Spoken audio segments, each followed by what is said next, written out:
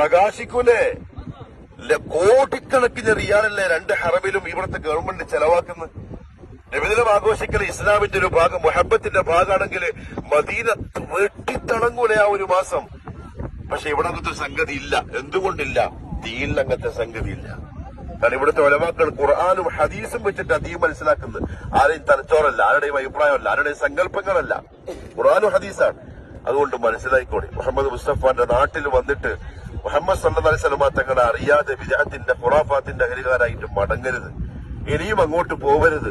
ഖുർആൻ പറഞ്ഞില്ലേ സൂറത്തുൽ കഹ്ഫ്, അതിന്റെ ബാക്കി എന്താ? ഖുൽ ഹൽ നുനബ്ബിഉകും ബിൽ അഖ്സരീന അഅമാല അല്ലദീന ضل സഅയുഹും ഫിൽ ഹയാത്തിദ് ദുനിയ. ദുനിയാവിൽ ചെയ്ത പ്രവൃത്തികൾ മുഴുവൻ പാഴായി പോയവർ. വഹും യഹ്സബൂൻ, അവരെന്താ വിചാരിച്ചത്? അന്നഹും യുഹ്സിനൂന സുനഅ, അവർ ചെയ്തത് നല്ലതാണ് എന്നാ അവർ വിചാരിച്ചു. എല്ലാം പാഴായി. നബിദിനത്തിന് ബിരിയാണിക്ക് 5000 രൂപ ഓഫർ ചെയ്തു പള്ളി, ജമാഅത്ത് പള്ളിയിലേക്ക്. സമാധാനത്തിരിക്കാം. നബിദിനാഘോഷം വന്നപ്പോ ബിരിയാണി വെച്ച് കൊടുത്തിട്ടുണ്ട്, മുട്ടായി കൊടുത്തിട്ടുണ്ട്, പായസം വെച്ച് കൊടുത്തിട്ടുണ്ട്. വഹും യഹ്സബൂന അന്നഹും യുഹ്സിനൂന സുനഅ, അവർ വിചാരിക്കുന്നത് എന്തോ നന്മ ചെയ്തത്. അന്ന് പറയാൻ ഒന്നും ചെയ്തില്ല, ഒക്കെ പാഴാണ്, ഒന്നിനും കൂടി ഉണ്ടാവില്ല. കൂലി കിട്ടണമെങ്കിൽ എന്റെ നബി കാണിച്ചതും പഠിപ്പിച്ചതും ആയിരിക്കണം. അതാണ് റസൂലിന്റെ സുന്നത്താണ്. അത് മുറുകെ പിടിക്കണം.